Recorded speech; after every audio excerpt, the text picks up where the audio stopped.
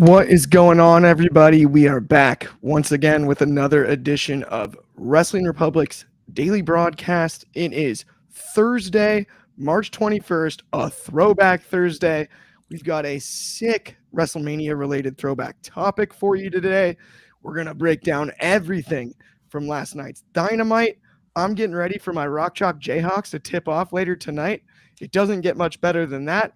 And we've got the usual suspects hanging out on Thursday afternoon. First and foremost, I'm going to send this one out to Philadelphia to a guy that's going to be at WrestleMania. Our head of opinions, Anthony Ricciardi. How are you, my friend? I'm doing all right. I'm counting down the days to Mania. So it's very exciting. My wallet's not pleased, but I'm very happy about it. And I'm going to go to Impact tomorrow night. So that should front row. So that should be a lot of fun too. So, but today, we're going to cover last night's Dynamite, which I was very lukewarm about, and the 30th anniversary of WrestleMania 10, which should be a lot of fun to cover. So much fun. I can't wait. And speaking of fun, let's talk about from the DMV. Get the twos up, the Tuesday Night Delight himself on a Thursday afternoon. How are you, Shotty? You was smooth about to get into the first topic, wasn't you? No, I was trying to head fake. It was a ball fake. I'm getting ready for the KU game. That was just a pump fake. Oh yeah, hopefully y'all's brackets are intact for this crazy time of the year. But I'm good, man. I am here. I've had a busy week here and in real work. If you haven't Take It to the Table, we had a very heated discussion about the state of the women's division and professional wrestling in totality. It's a good watch though, so peep into that and let's get into it, bro. Let's do. I'm excited myself. Brackets wise, I'm a little nervous because I have this issue where I'm too loyal to my own school. So unless we win, I can't win. You got to win them at all, huh? We could be an 8 seed, and I'd find a way to be like, if the guards just knuckle down, play a little more defense, I think we can make a deep run. Clark, I just realized we didn't do one this year because Kobe's dad beat us last year. No, I know. I was trying to get that set up, but I've got a bunch going on at home. Unfortunately, it's been brutal. I just got reminded. Car today. Dad's one arm right now. It's brutal. A KU win would be huge for the Taylors. We're both Jayhawks, but that's not the point. Let's talk about Dynamite last night. Let's talk about Okada and Eddie Kingston out of the gates. So I thought Rainmaker ball game. We got Rainmaker ball game, but I really enjoyed the match. We had a big debate yesterday about splitting up the titles. I wasn't that bothered by it. Ben was significantly bothered by it. Truthfully, I'm not that bothered by it, and it's not that I'm a fan of it. It's that it doesn't matter too much to me. I enjoyed the match. I think Okada should be carrying gold if it were my choice of some sort, just to provide that value and don't let him fall in the background behind the Young Bucks fully, right? Have him have a title, give him that value. I don't hate it. I enjoyed the match. Your thoughts on all of that, Anthony, and then we will toss it to you, Shad. Okay, well, the first thing, and I've said this other times, AEW has too many titles. I know that's part of a much longer conversation. But the reason I say that is I don't have an issue them breaking this Triple Crown up because, as I've said before, it really only had value to Eddie Kingston. The Ring of Honor World title doesn't have the prestige it once had. The New Japan Strong never had any prestige, and the Triple Crown really hasn't either. Like, this whole thing has only mattered to Eddie. So, quite frankly, if you want to put the belt on Okada, who's an established name in Japan, not so much in the States. I mean, he does have some reputation, but he's on full time. Put it on Okada and let him run with it and be a dominant champion and bring some prestige to the title, just like OC did with the international title. You can do those things to bring value to it. Right. So I'm okay with it. The match itself, honestly, I don't think Okada and Eddie really have much chemistry. I didn't care for it. When they had their first interaction last week, it looked clunky to me. It didn't look fluid. And I felt the same way during this whole match where it didn't really pan out. And, I feel bad for Eddie, but quite frankly, he's always going to kind of get pushed to the wayside when you put out the kind of money you're putting out for somebody like Okada. Like you're going to your new shiny more expensive toy is obviously going to get the push that you're not going to get. It's unfortunate, but it's the fact of the matter. Now, what happens with Eddie with the two remaining titles? Who knows? I mean, really, Tony Khan only has control over the Ring of Honor. New Japan technically owns the New Japan Strong title, so if they get a little annoyed at the fact that, essentially Tony has taken Ospreay, Okada, and Mercedes away from him, among others, I don't know how thrilled they're going to have Eddie Kingston still hold the belt. So it'll be interesting to see what happens with this. We know Eddie has a title defense coming up at Supercard against Mark Briscoe, which I am completely fine if they want to give the belt to Mark. They need to figure out what they want to do with Eddie at this point. Triple Crown really didn't do anything. Yeah, it was supposed to do. Well, the Continental Crown is what they're calling it, right? Well, whatever they to your point. Yeah, but the point is, it's supposed to be a prestigious Triple Crown or whatever they're calling it. But the problem is, if the pieces that make up the Triple Crown are not worth anything, then the sum of the parts, the whole it's not worth anything. So I had an interesting idea when I was sitting waiting for a tow truck today. I was really thinking about what, like all of this that we were talking about. It's time to use your brain. In a parking lot. Yeah, yes. It was right around the time I made the decision to wrestling take juices running. Yeah, it was right around the time I decided to take off the sweater I was wearing so that I could maybe get some bags, some rays, little vitamin D. But either way, I think with the Continental Crown, it was cool because of the tournament format, and I liked the way that they did it, kind of like with the tables and stuff. It's different. Took me a second to get used to, but I actually liked that. I think a cool way you could deal with these titles is, yes, they're defended separately throughout the year, but if you are holding one of the three, you're guaranteed a buy into the tournament portion of the Continental Crown tournament. So you don't have to go through the stages like everyone else. Now you're combining that with like kind of America. I think that could provide some prestige because then you come out of that tournament with, once again, your Continental Crown, Triple Crown, right? But it's like it's relevant to this tournament because it's funny to me, like we had the debut of the tournament and it's immediately compared to the G1. Like, well, the G1's been around forever. Yeah. Right? Like they do the G1 every year. You have to build prestige and figure it out along the way. So I do think there needs to be more time for the tournaments. Shad, I got to get your thoughts though on the whole thing. Okada, Kingston, Okada carrying the belt. What do you think also though about the future of the Continental Crown? Do you ever think we see the three titles kind of united again, or bad idea, Clark? All right, so loaded question. I'm gonna break it down for you. The first thing we're gonna go to is Okada. I think to your point, you just made a very strong comparison. The G1, this is very reminiscent of what they do in New Japan. Okada kind of makes sense being the champion for it, and Okada being a marquee signing, having heavy influence into the style of New Japan wrestling, and also just being a notorious for these G1 classics, holding titles for as long as he is. It makes sense. And you issuing the match that early, it makes a lot of sense. So I don't have an issue with Okada getting the title. I think it is good for him character wise as we develop him onto AEW's brand and him kind of being the champion with the two henchmen, with the EVPs. I think it all makes a lot of interest. And let's not forget, he's got a pretty dope feud coming up next with Pac. I'm excited for that. My issue with the match last night wasn't the match per se. I thought it was an okay match, solid. The pacing was a little slow, but that's kind of how you got to run with it with a guy like Kingston, who is a more brawler, and Okada being more of a technical guy. It's honestly what the direction is with Eddie Kingston, because I feel like Eddie Kingston is always, he's kind of like Sami Zayn in WWE.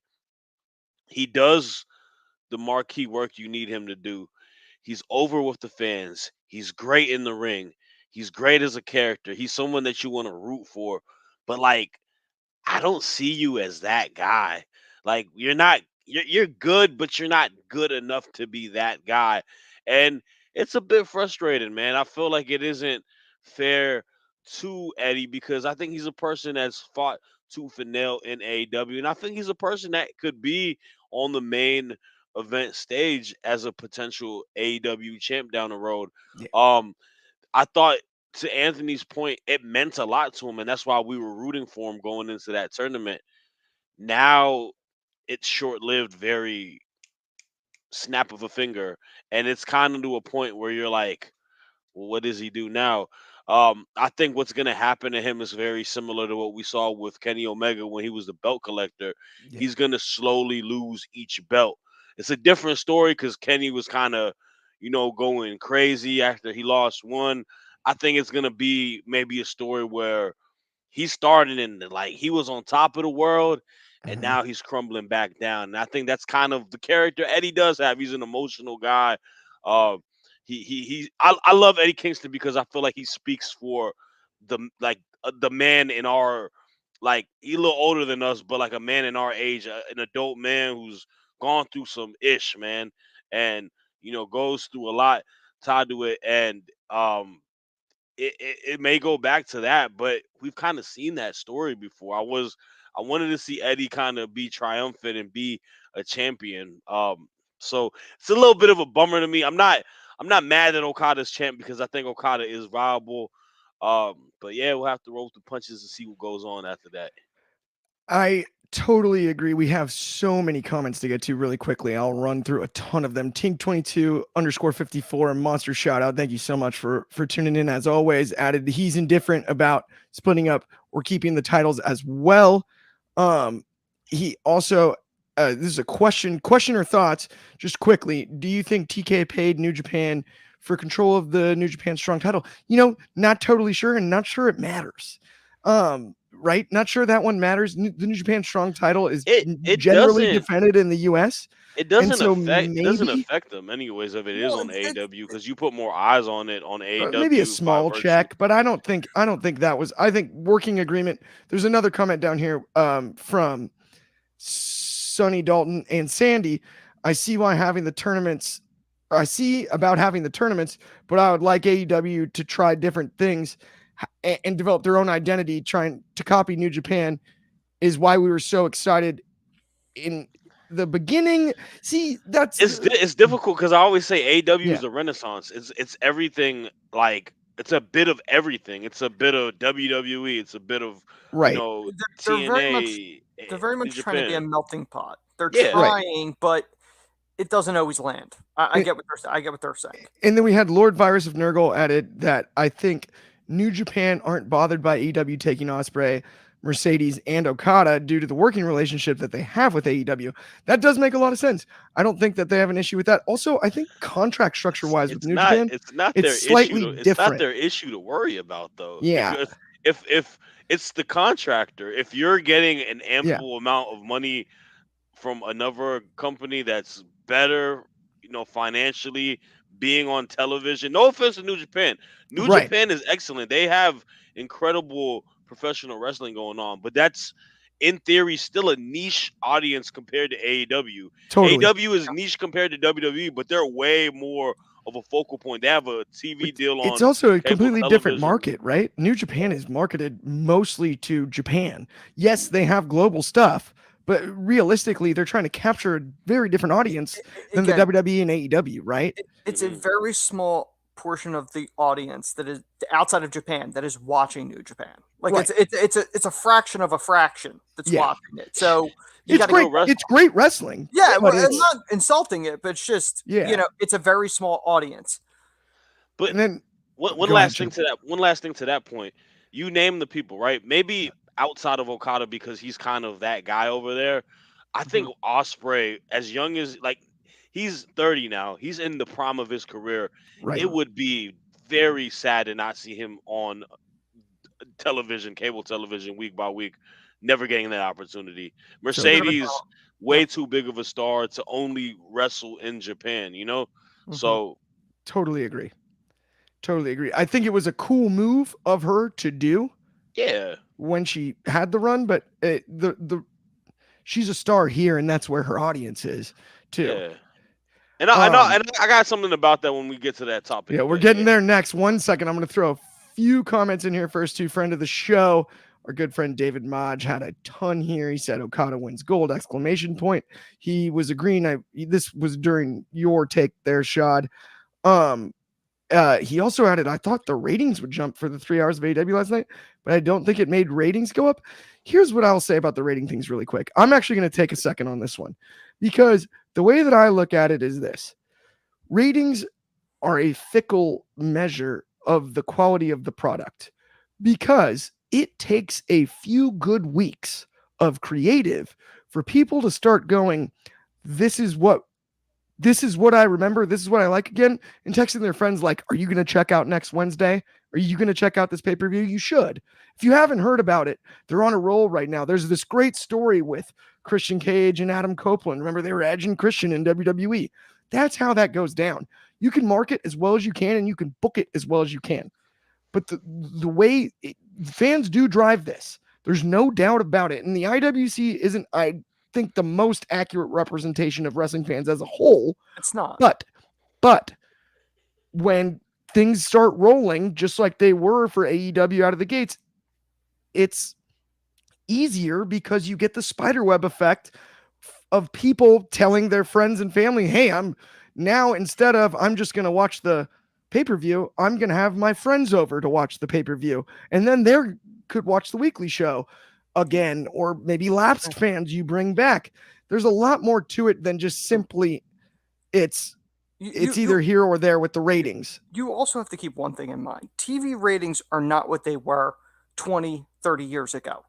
The way people consume content now, DVR, streaming, everything else, it's not as cut and dry as it used to be with TV ratings, just in general. No question. We've also got Wasit Saeed with the monster. Shout out to Shoddy. Good to have you always. And speaking of you, Shoddy, I gotta get your thoughts on this. I was gonna do a big setup, but we're talking about Monet, Mercedes Monet, the CEO. Hand her a microphone and just let her shine.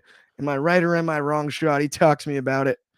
yeah. I mean, there's been heavy debate, even within our group chat, on her promo last night, and yeah, it sounded a little formulaic. Yes, she is a little rusty, but I still think it's solid. And I think we're getting people acclimated of she is here on AEW and she's here to do work on AEW.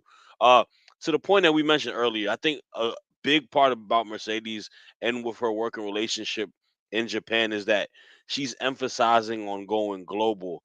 And that is something that has me in excitement because it looks like they're gonna have a relationship with Stardom. We'll get to see more Joshi wrestlers from Stardom, leak into the AEW matches and storylines. I mean, we got one of faction mates with Mariah May on ROH tonight. So it's gonna be cool. But in regards to her promo, solid promo, kinda, similar to what she was saying last week. But the thing that has me excited is that we're getting a storyline built into it, and we're continuing the storyline of her and Willow Nightingale. She played the promo video. I think that's solid. It gets us to remind us what she's done and how we got to where we at right now. And just the run in with Julie and Sky Blue is cool because it's bled into the whole feud with Willow. And I like the line where she says, my business is my business. If you get in my business, you become my problem. Her business is trying to settle the score with Willow. Them two messing with Willow gets into her problem handler business. I like that tidbit to it. And I like the little bit of, reaction to what we got. Willow with the chair. Is she going to attack Mercedes or not? I don't know, right? Like I thought that was an interesting sign to it, but it flipped back because it had me scared. I was like, "Oh, is Willow gonna go heel?" I think we're gonna get Mercedes going heel because that backstage interaction between her, stat where Mercedes just kind of got back and you saw that heel Sasha pop back out. I liked it. So, early into it, I'm excited to see what goes on. I think this is a good start for us to continue to build on what we have with Mercedes. And I think this is going to benefit Willow a lot. So I'm here for it. Absolutely. I love Willow Nightingale so much. So much. So anything that benefits Willow, I'm all in on.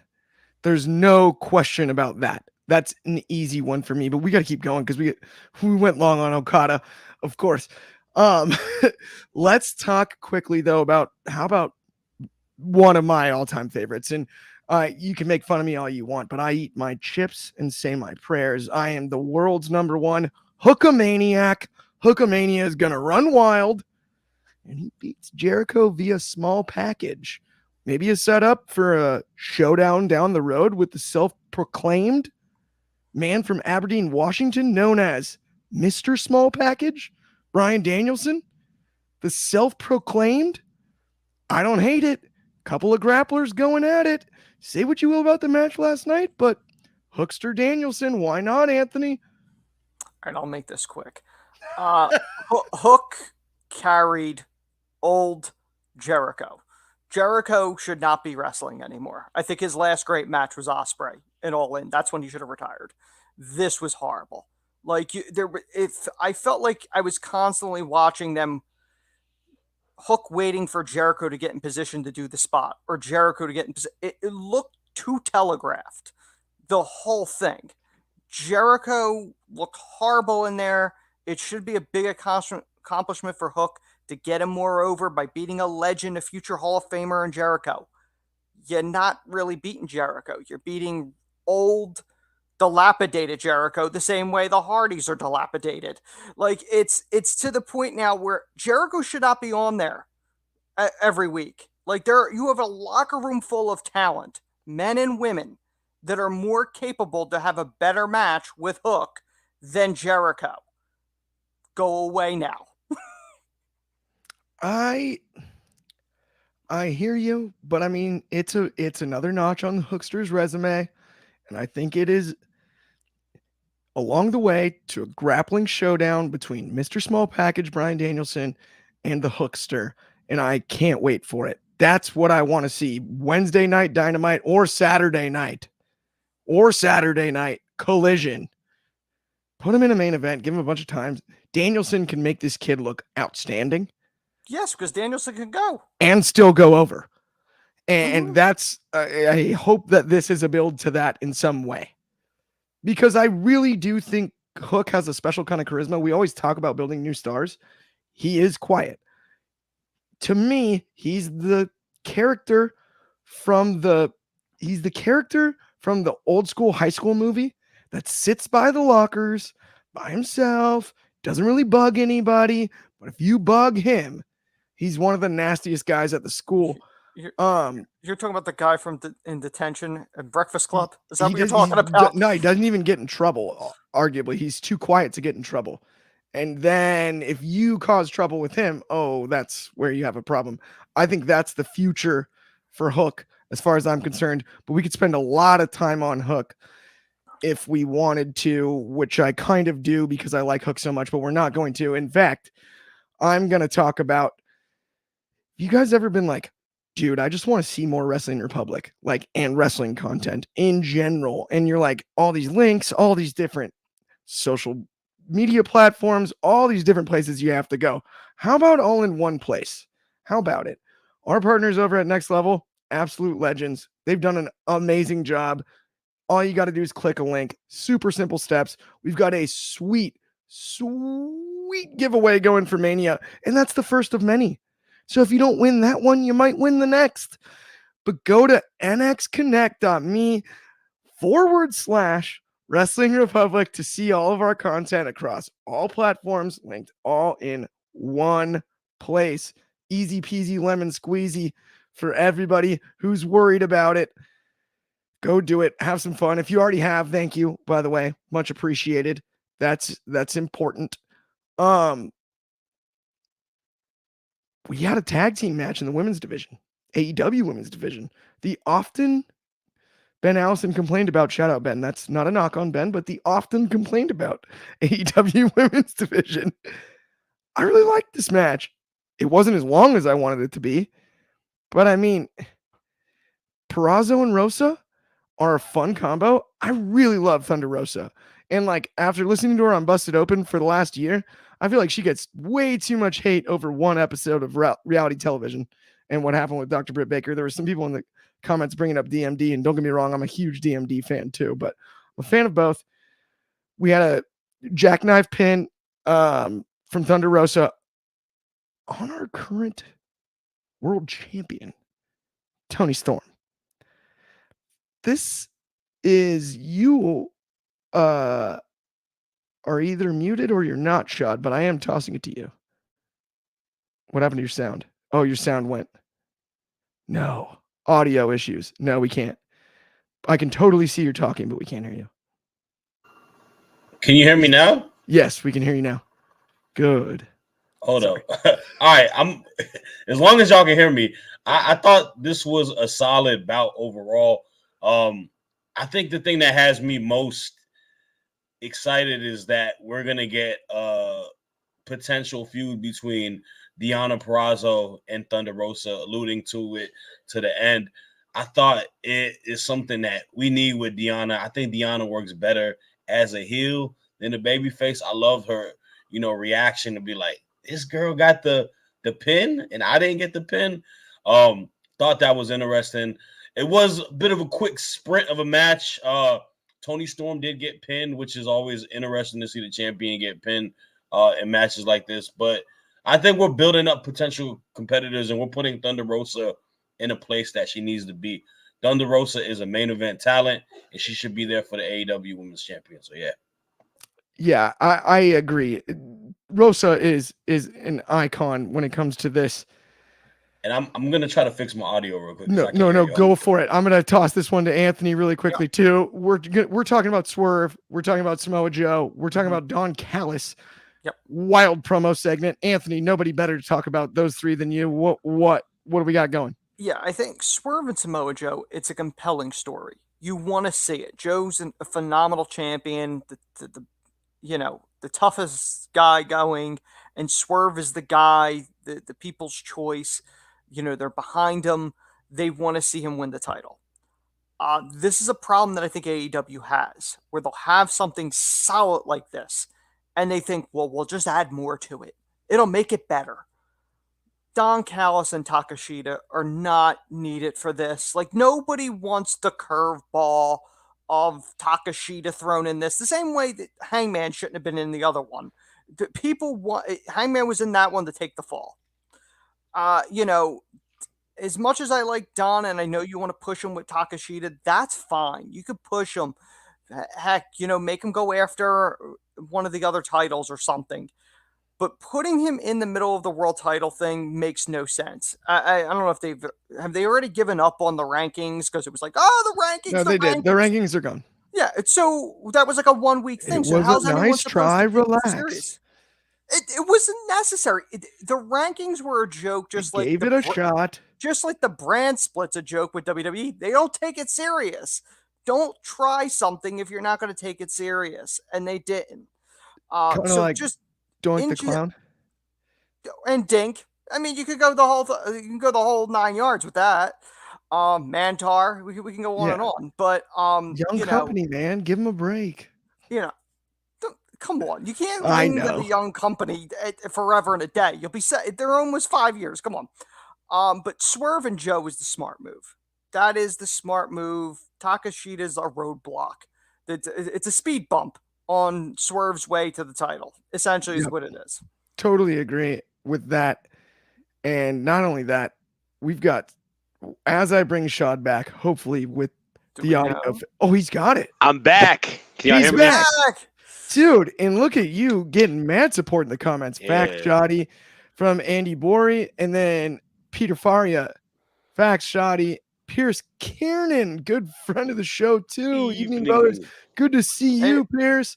Absolutely.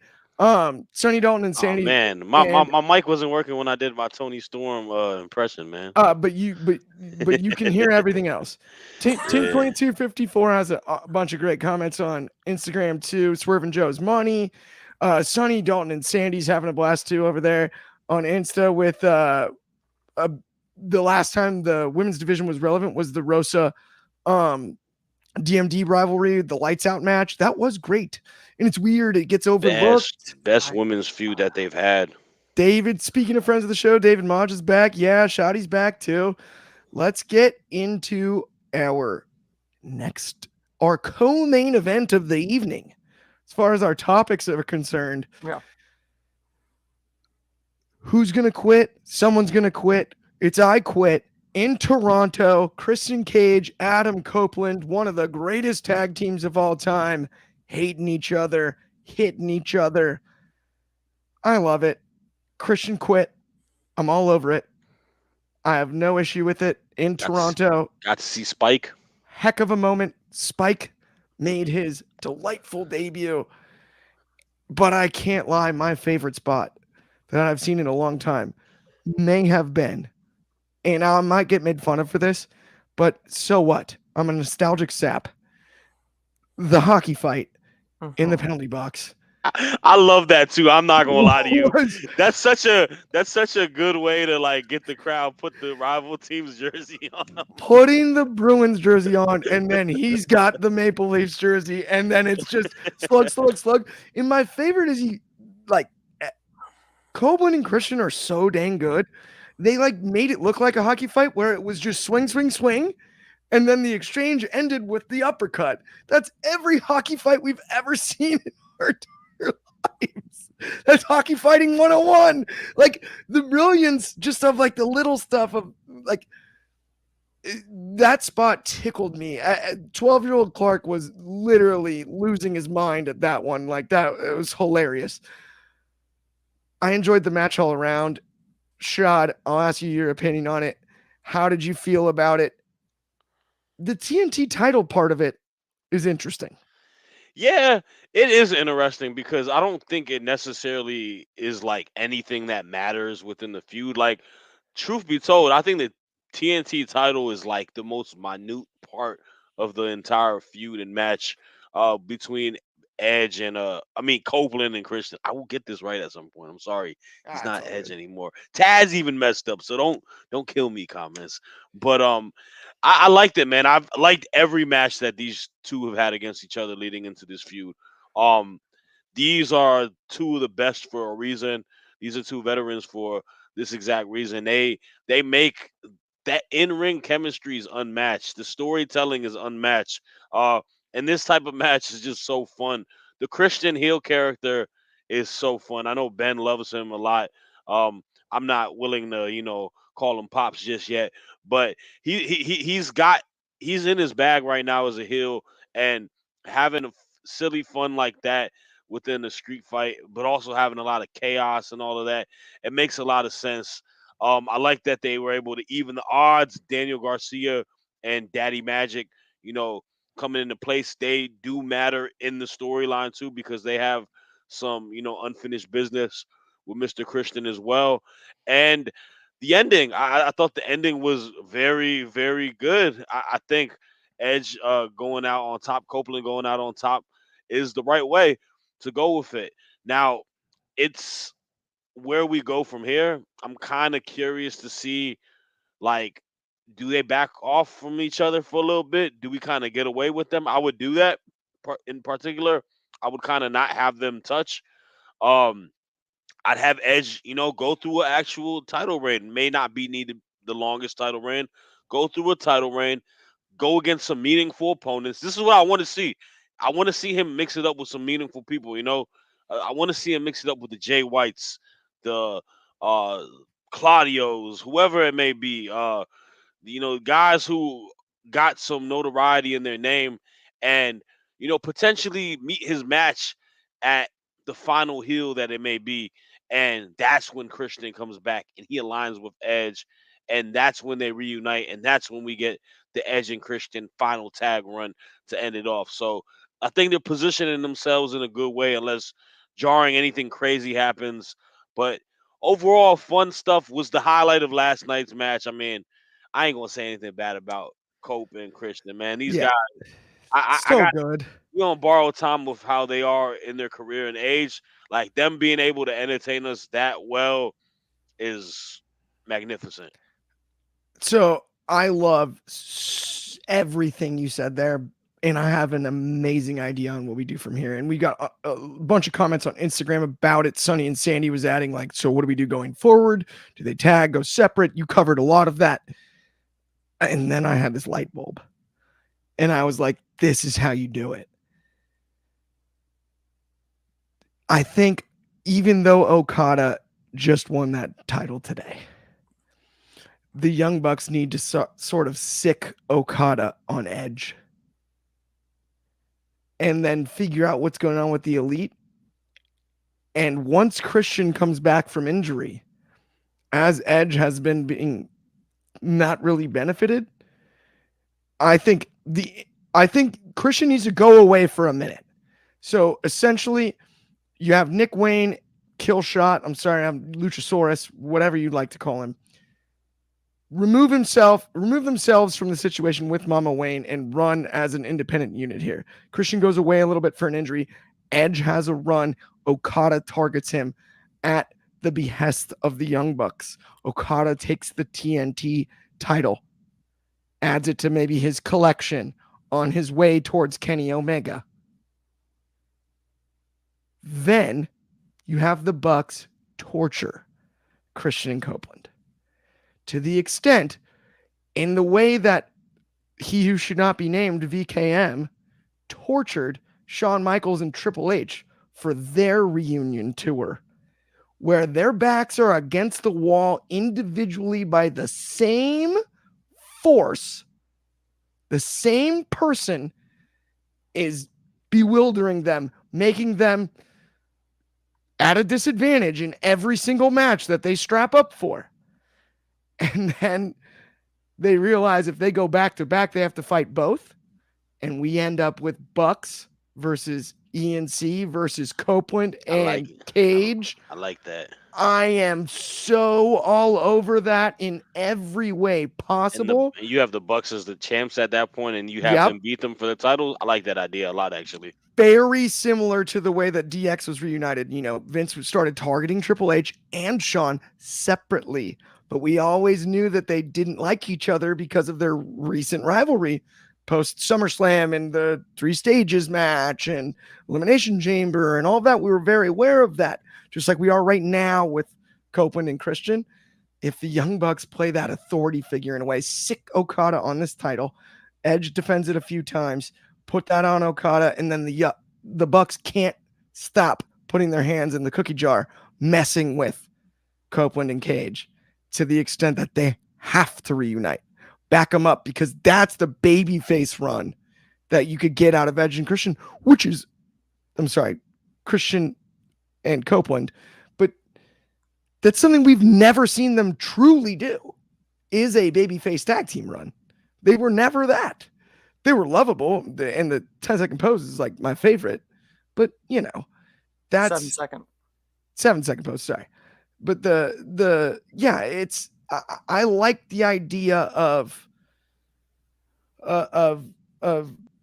building towards that match with the Bucks, and the Bucks being the authority figure, especially with the parallels they have, the tongue-in-cheek sarcasm, making fun of, you know, the boss, the old owner, that guy.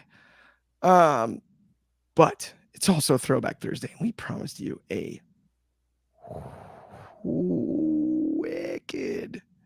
wicked throwback topic. Let's talk about WrestleMania 10. I mean, Anthony, I gotta ask you, as our resident historian here, head of opinions, where does this rank in your all-time Manias? And we obviously know what the highlights look like. It's a lot of good stuff. 2 all-time matches, maybe a bit of a flop in the main event. Not the point. What do you think about it? Break the whole thing down for us. Actually, I've never actually ranked Manias. It's one of those things I've just never did. But as we're on the verge, a little more than 2 weeks out from WrestleMania 40, the 40th one, we are looking back this week. It is the 30th anniversary of WrestleMania 10, which took place in the same location that WrestleMania 1 took place, Madison Square Garden.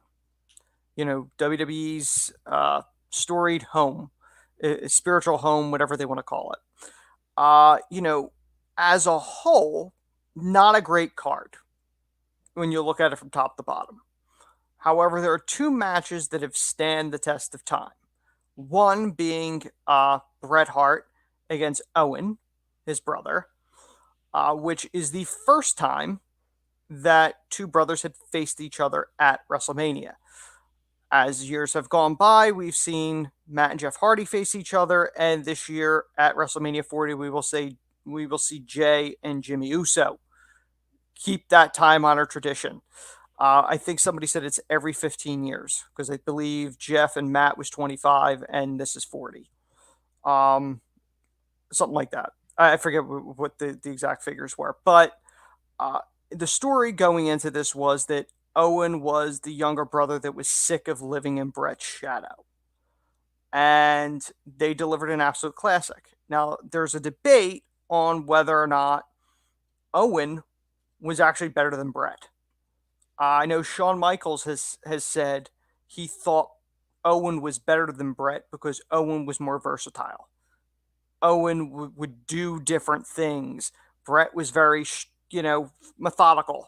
But Owen would do a crazy spot, if he thought something that he normally wouldn't do.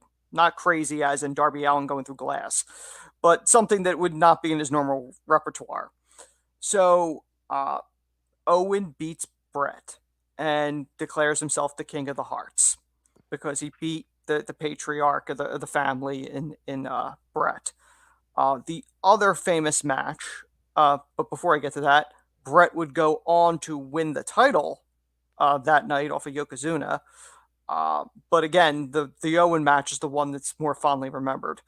But the biggest match that everyone talks about to this day is the ladder match, where Shawn Michaels lost his smile and vacated the Intercontinental title. Oh, no. Was it? I'm trying to remember. Was that the lost the smile speech? He vacated it. That's why they were. Yeah, it was. He vacated because technically he failed the drug test, so they were going to suspend him officially. Allegedly. He denies it, but that's the real reason behind it. So Shawn I don't know, leaves. dude. I think he just stopped smiling. Shawn leaves, takes the belt with him. Meanwhile, they crown Razor Ramon as the new Intercontinental Champion. Shawn comes back, still with the Intercontinental title, claiming to be the real Intercontinental Champion. Does this sound familiar to anybody recently? This would lead to the ladder match. And although it's billed as the first ladder match in WWF history, I'm sure Clark will get into this when it's his turn. It technically isn't. But Shawn was in that one too. But it's the first one majorly on TV, pay-per-view. And Shawn and Scott Hall, Razor Ramon, delivered an absolute classic. Every ladder match, whether it's a singles match, tag match, multi-man, it doesn't matter. The blueprint for every ladder match was set in this one. An absolute classic. And I think a lot of people forget this. Razor Ramon actually won that match because the one photo that everyone always brings up, and Scott Hall talked about this, was he signed two photos at all times at autograph signings. One is him on top of the ladder holding both Intercontinental titles, and the other is Shawn jumping off and splashing on the ladder. And he goes, everyone forgets that I won the thing. Everyone points to this Shawn photo with him jumping off the ladder. But it's an iconic match. And it really cemented both men's legacies in this business. It's one of the cornerstones. It's probably, for Scott Hall, Razor Ramon, I think the two most iconic moments for him, or maybe the three, would probably be that ladder match, him coming out on Nitro saying that, you don't know why I'm here, and probably the formation of the NWO. Those are probably the three most iconic moments of his career. But as far as his WWF run, it's the ladder match. The ladder match is Totally. the definitive one. And Sean, Okay. Mr. WrestleMania. This is because you broke that down literally perfectly, and I ruined it. And Sonny Dalton and Sandy helped us out a ton over on Instagram, and he added that it was the WWF title when he lost his smile. Yes, because it was Brett. Brett said that he thought it was fake because Sean was supposed to lose it to him at 13. And I thought I was wrong when I said that. Another one that I find fascinating on this is, so Sean, ladder match wise, if you watch Most Unusual Matches at a house show, he has a classic with Bret Hart. Coliseum My video. first wrestling VHS that I ever owned. It was my sick day in elementary school. I was there to watch the Most Unusual Matches. I was ready. I've always been a stipulation guy. Let's put it that way.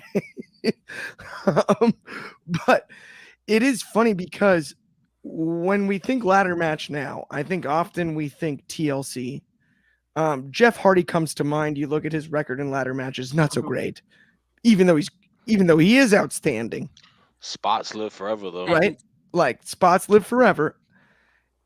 We think the Hardys, we think the Dudleys, we think a lot of different things ladder match wise. I don't know if there's ever a better ladder match performer than Shawn Michaels, because we mentioned Chris Jericho earlier in the show. That ladder match is off the charts. Yeah. At the end of the right, like Shawn doesn't miss in ladder matches. And by the way, I don't know if you mentioned that, Clark. Who was in that ladder match with Shawn? Did you mention who was in that one? Jericho. No. Brett. Brett was the original guy. Brett I said it was Brett. Yeah. I wasn't sure. Yeah. I said it was him and Brett. Okay, gotcha. Because that's also like it's funny. I believe that actually you have to what was it? Smell My Feet match with him and Jerry Lawler. It's like there's multiple Brett matches on that VHS. Yeah, Kiss My Foot. That's what it was. That was I want to say SummerSlam. Okay, but let's talk a little bit more WrestleMania 10 here though, because it's such a funky one. We've got, Alundra Blaze retains the title, 3-minute match. Bam Bam Bigelow. Really wild to me. Men on a Mission, Mabel and Mo face the Quebecers. And then you've also got the idea. Isn't it Macho against Crush as well? Crush, yeah. Macho's in it, yes. But the idea that this is not a 2-night Mania. And we have Yokozuna working twice and Bret Hart working twice is wild. Crazy. And then the fact that Bret and Yoke had to follow Shawn and Razor is just absurd to me. Shad, I gotta ask you your memories of WrestleMania 10.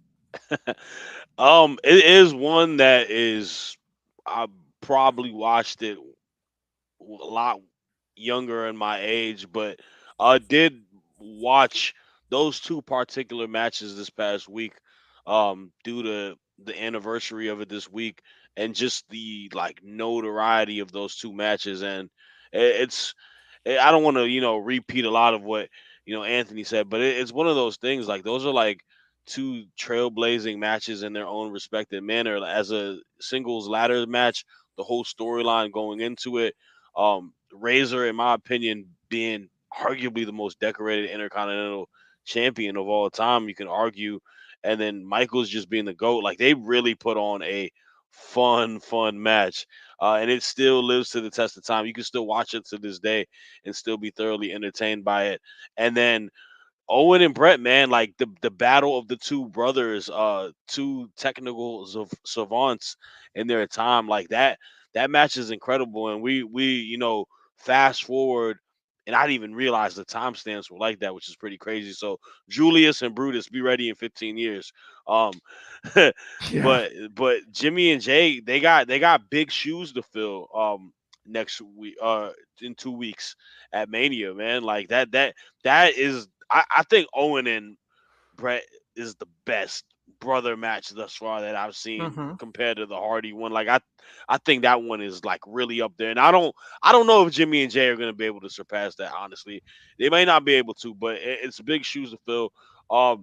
Rest of the card, I mean, you had characters back in the day, man. Like you had what didn't Doink the Clown go against Bam Bam Bigelow with Dink with Dink. Yeah, we talked and about this Luna earlier. and Luna Luna Vachon. Vachon was on there too.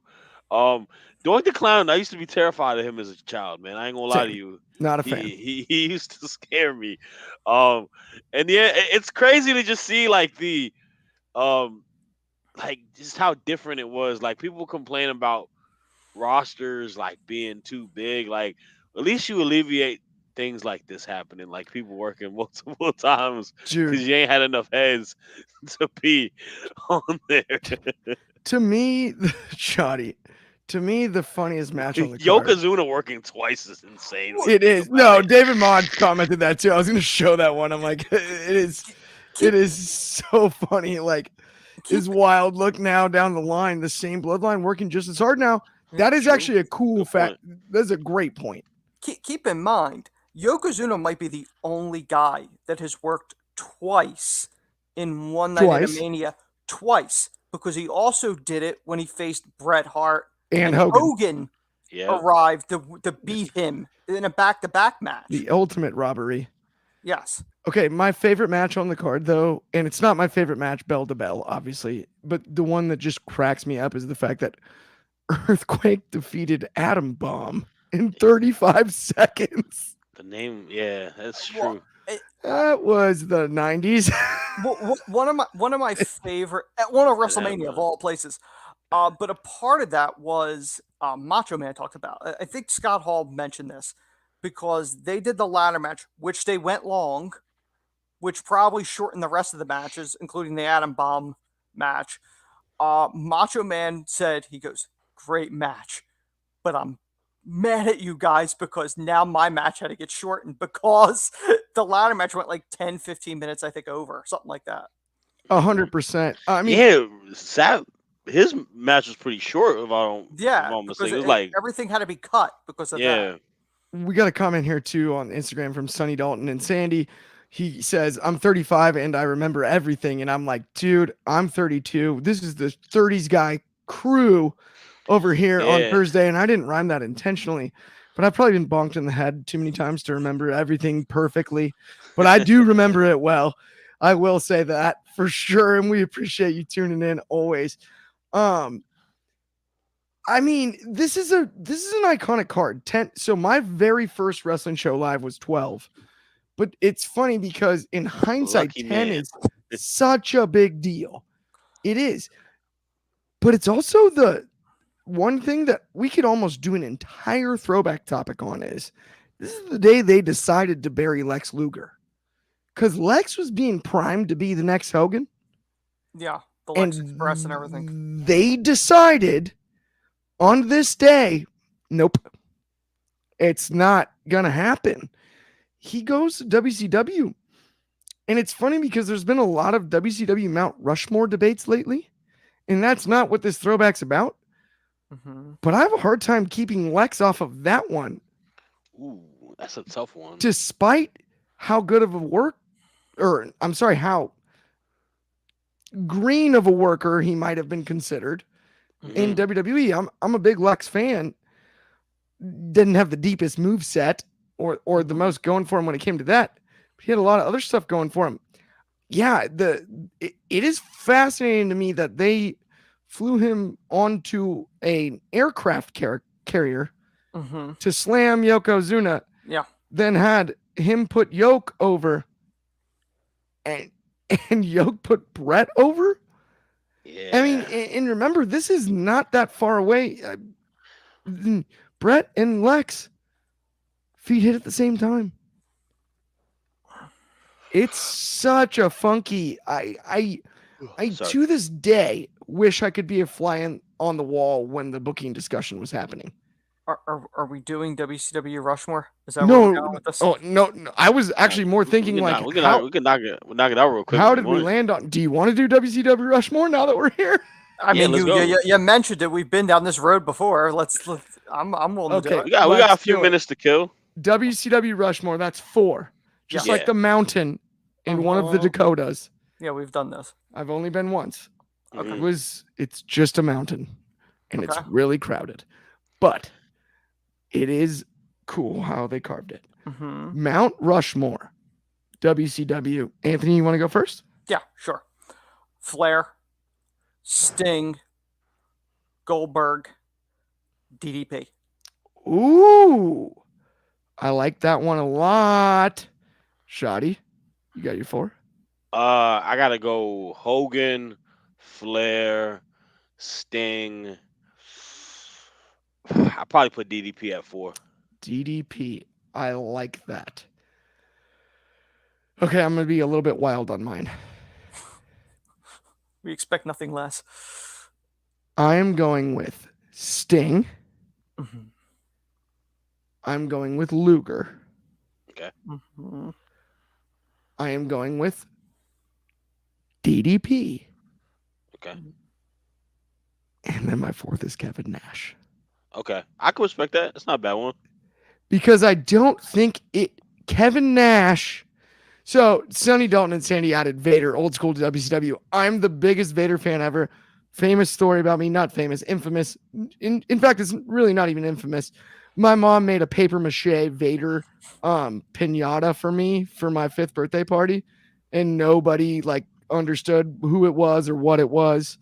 I'm like the only wrestling fan at my own birthday party. But it was a really cool pinata, and monster shout out Lori Taylor, got the best mom you could ever ask for. I do love Vader like a ton, but yeah, I have a hard time not adding Luger because of the first Nitro. So you know what? I think I might have to change mines. I gotta put Ultimo Dragon in mine, yo. dude, we could do Mount Rushmore of cruiserweights. I debated because I almost said Mysterio at one point. Ultimo Dragon was like that dude in the cruiserweight division for them. Mysterio is also a really good one too. They had a lot. You could literally do one for the cruiserweight. Dean Malenko, Man of 1,000 holds. Oh, yeah. The man of 1,000. Well, remember Jericho has 1,004. Armbar. Mostly Jericho arm bars. But I wouldn't put Jericho on the Mount Rush because I think Jericho was like no. steam picked up when he got on to WWF. Oh yeah. So David Modge over in the comments was adding Goldberg instead of Nash. He said Hogan, Sting, Flair, and then Goldberg was his. WCW's roster was so stacked. I mean, you know how tempted I am to say Jimmy King. Booker T? Yeah. Booker T would be the argument to get in there if you're talking about late. Towards the end. No question. The final run. I mean, you could even say Scott Steiner towards that final run, too. Big Papa Pump, too, yeah. In some ways, honest to goodness, I sit here and I'm like, you kind of might have to put Bischoff. I mean, if you're going management, Bischoff's on there, Dusty's on there, Kevin Sullivan's on there, like people that were heavily involved and creative with that company, you could go to any of them, really. But Bischoff set the blueprint for the evil owner because that's pre-Vince. I mean, oh my gosh, Sonny Dalton and Sandy said Vince Russo, LOL. He'd be on the Mount Shushmore, I think. If we were doing it, I think he'd be under the mountain. I think you put him and then the mountain on top. Yeah, I don't know about that one, buddy. Yeah, no, I know he's joking too. By the way, Russo's kind of wild. We're all in on this. The man that brought us Judy Bagwell on a forklift does not belong on the mountain. By the way, Judy Bagwell on the forklift is like the tamest one. Yeah, he just said the Mount Lame more. That's pretty funny. I mean, didn't they do Viagra on the pole with Billy Kidman? That and they did the coal miner's glove and they did a number of things. Listen, if Russo's on anything, it's on a pole. Okay, also, we are literally down to 10 seconds and then Instagram Live has to end. Thank you, everyone that's tuned into the show. We love you guys. Thank you so much. Throwback Thursday. It's been a blast. Tune in soon. We'll talk to everybody soon. Have a Peace. excellent Thursday evening.